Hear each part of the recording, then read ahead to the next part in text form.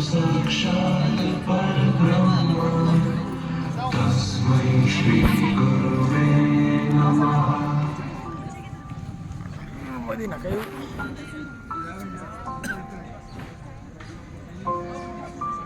आई, बाबा, हा पेढा घ्या. मला अमेरिकेत मोठ्या कंपनीत जॉब मिळालाय. आता माझी सर्व स्वप्न पूर्ण होणार. अरे वा, छानच की. अरे पण अमेरिका काय जे म्हणालास ते आहे तरी कुठं?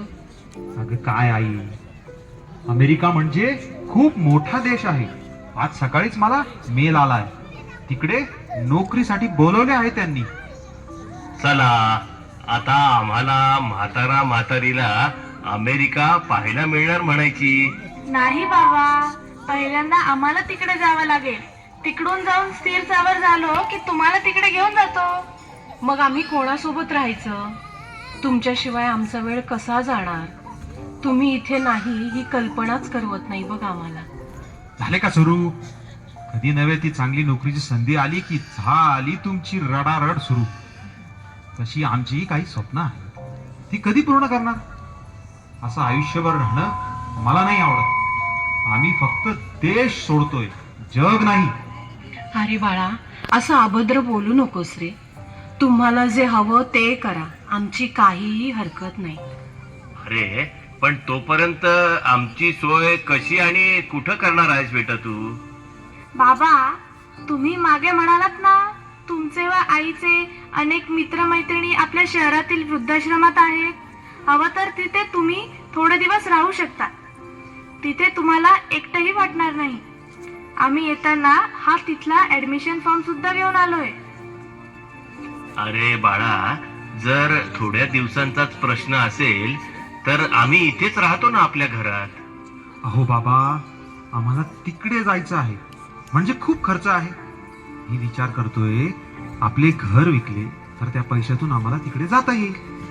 तसं आता आपलं घर आता खूपच जुनं झालं आहे. अरे बाळा, असं म्हणू नकोस. जुनं जरी असलं तरी ते आपलं घर आहे. तुझा जन्म सुद्धा याच घरात झाला बरं, आणि आता हे विकायचं म्हणजे वाईट वाटतं रे. झालं का परत रडगाणं सुरू? आम्ही काही करायचं म्हटलो की तुम्ही नेमकी आडवे येतात. माझी प्रगती कोणालाच बघवत नाही. अरे बाळा, असं कसं म्हणतोस तू? आम्ही फक्त इतकंच म्हणतोय. वसुधा काहीच बोलू नकोस. बाळा, तुम्ही जसं म्हणाल तसं आम्ही करू. तो वृद्धाश्रमाचा फॉर्म भर तेवढा.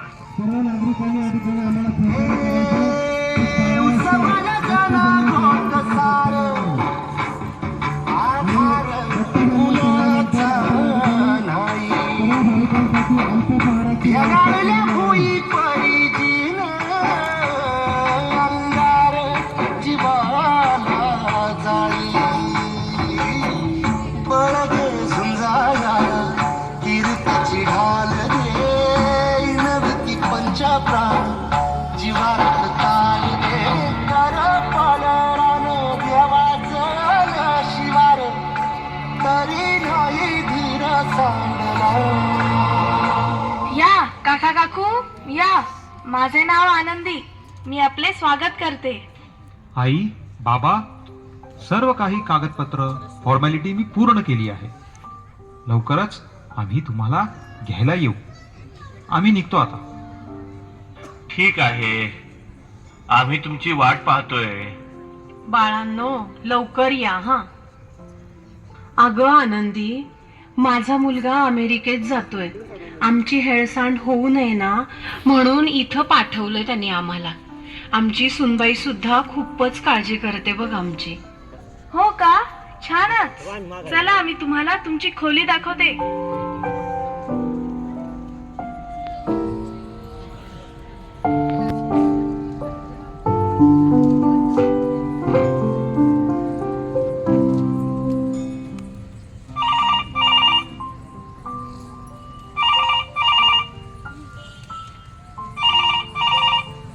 हॅलो.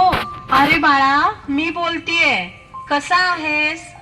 तुझी आठवण येते रे. आई, मी खूप कामात आहे. नंतर फोन करतो. काय म्हणालं आपलं बाळ? अहो तो मीटिंग मध्ये आहे, फोन करतो म्हणाला.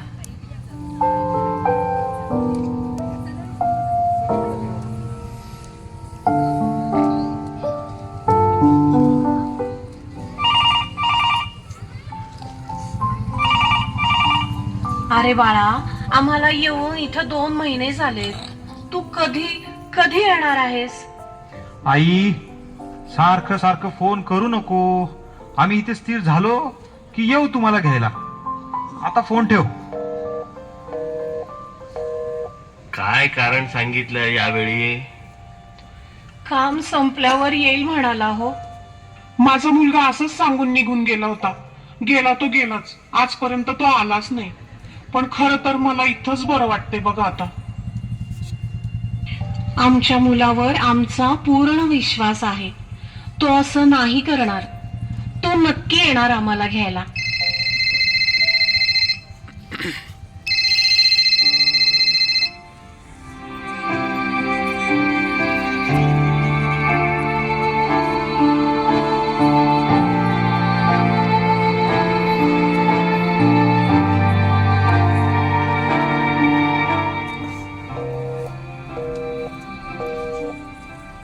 काका काकू, तुमच्या मुलाचा अपघात झालाय. काका, तुम्ही तर म्हणालात तुमचा मुलगा अमेरिकेत आहे, पण तो आपल्याच शहरातील हॉस्पिटलमध्ये ऍडमिट आहे. असं कसं होईल? जर तो अमेरिकेला गेलाच नाही तर मग इथे असूनही त्याने आम्हाला इथे का ठेवलं आहे? अहो, हे बोलायची ही वेळ नाहीये. चला पटकन हॉस्पिटलमध्ये.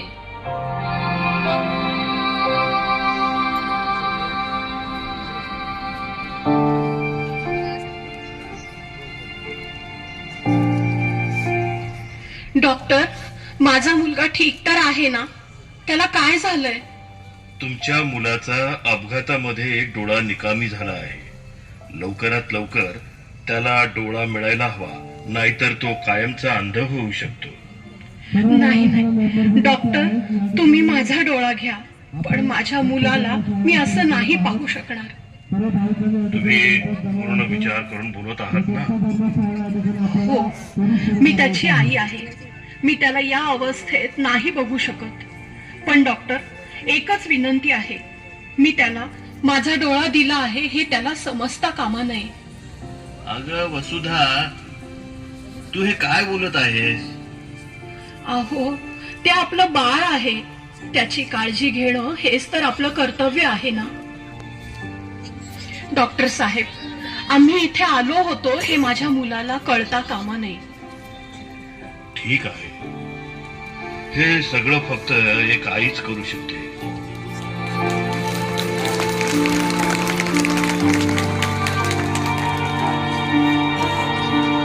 अहो, जरा फोन लावून बघता का? मला त्याची खूप आठवण येत आहे. तो ठीक तर असेल ना?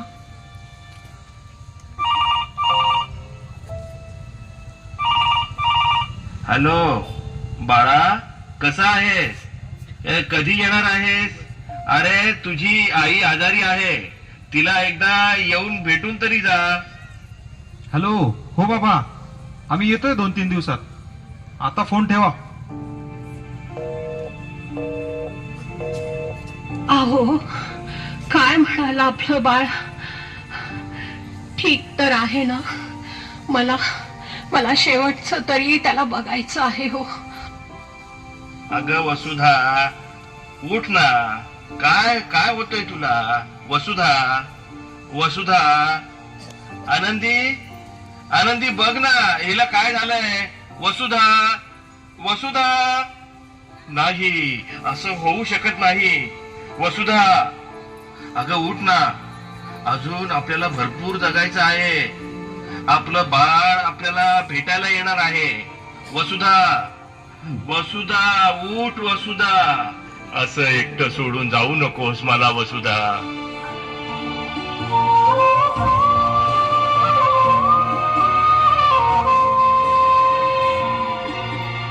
दाटला अंधार काळोखी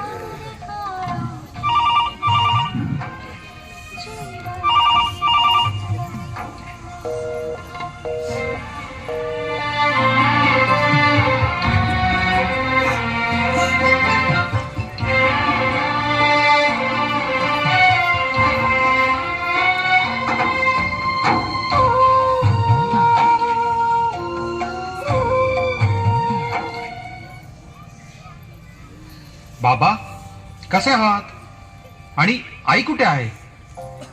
लवकर आलास रे पोरा. तिने केलेल्या उपकाराची परतफेड करायला आलास का? हो बाबा, ते आम्ही वृद्धाश्रमाची फी भरायला आलो होतो. आणि असं टोचून का बोलताय? कोणत्या उपकाराची परतफेड? बरोबर, उपकार नाही, कर्तव्य केलं.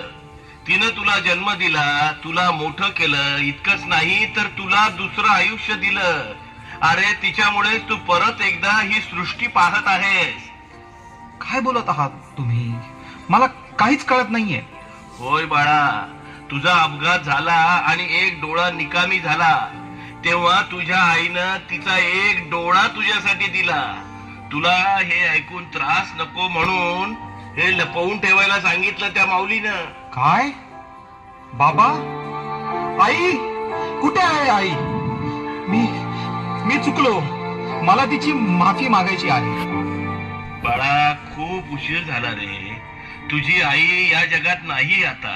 बाबा, असं नका बोलू. माझी आई हवी आहे. बाळा, तुला तुझी आई मिळणे आता शक्य नाही, पण तिची एक शेवटची इच्छा आहे. ही चिठ्ठी तू वाचावीस.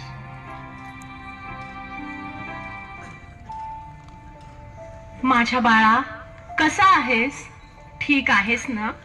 मला माफ कर, मी विसरले की तुला बाळा म्हटलेलं आवडत नाही.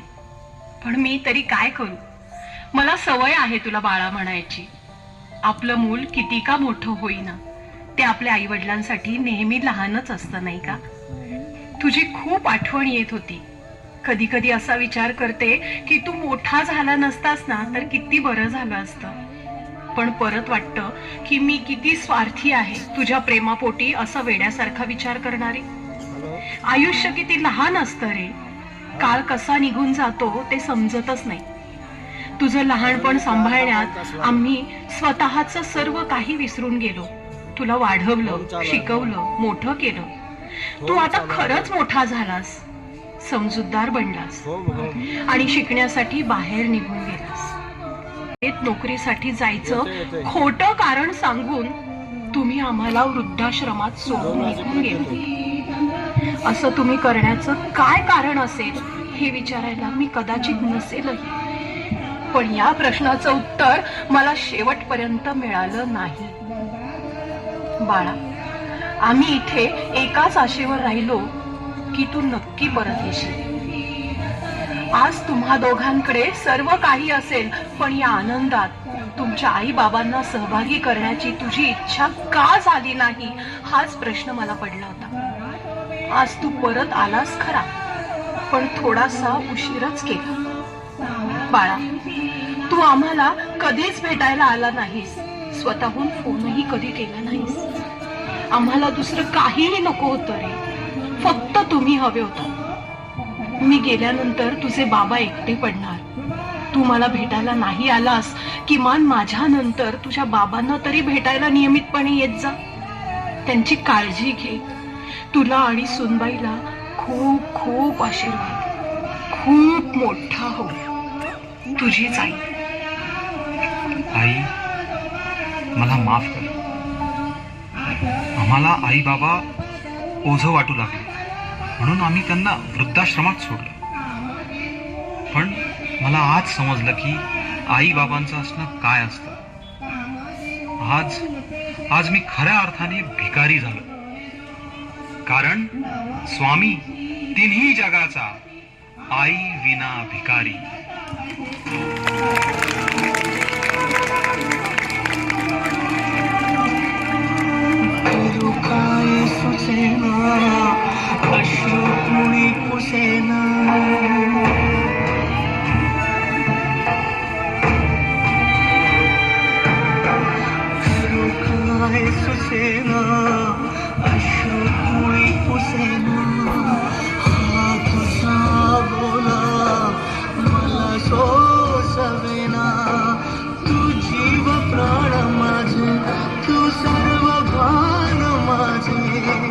तुझ्या एका हाकेसाठी जुळे जीव माझा. आई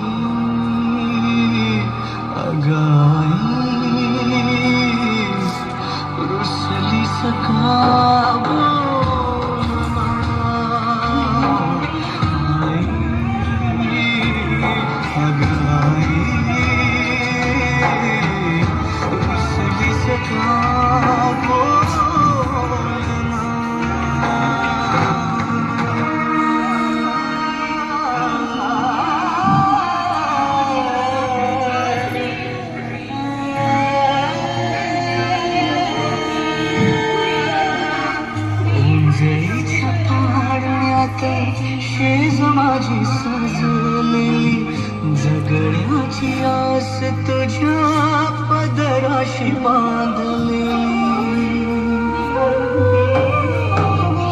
उजळीच्या पाडळात शेज माझी सजलेली जगण्याची आस तुझ्या पदराशी बांधलेली सोबतीला आहे जणू तुझ्या मायेची सावली गाऊन गाई गाई कथा सांगणार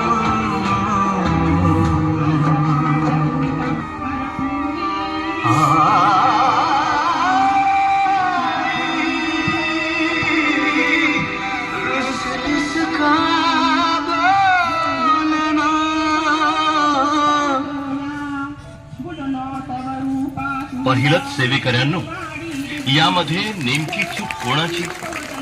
मुलांना चांगलं शिक्षण देणाऱ्या आई वडिलांची, की एका ठराविक वर्षानंतर आई वडील म्हणजे ओझं वाटणाऱ्या मुलांची? नेमकं चुकलं तरी कुठे, आणि नेमकं चुकलं तरी कोणाचं? अहो, खर तर अशी दुर्दैवी वेळ कोणत्याच पालकांवर यायला नको. या मुलाला आई बाबांनी शिक्षण तर दिलंय, पण कदाचित संस्कार द्यायला विसरले की काय? सद्गुरू परमपूज्य मोरे दादांना या भविष्यातील संकटाची जाणीव होती की काय, म्हणूनच त्यांनी या अखिल भारतीय श्री स्वामी समर्थ सेवा कार्याची उभारणी करताना मूल्य संस्कारास अग्रक्रम दिला. परमपूज्य गुरुमाऊली म्हणतात की ही मुले म्हणजेच मातीचा गोळा. ओला असेल तोपर्यंतच त्यास आकार देता येतो. अहो, योग्य वयातच मुलांवर संस्कार व्हायला हवेत. या विचारातूनच प्रत्येक स्वामी समर्थ केंद्रातून मूल्य संस्कार विभागाचे कार्य सुरू आहे. पालकांनो, भविष्यात जर आपल्याला वृद्धाश्रमाची पायरी चढायची नसेल तर आता गाफील राहू नका.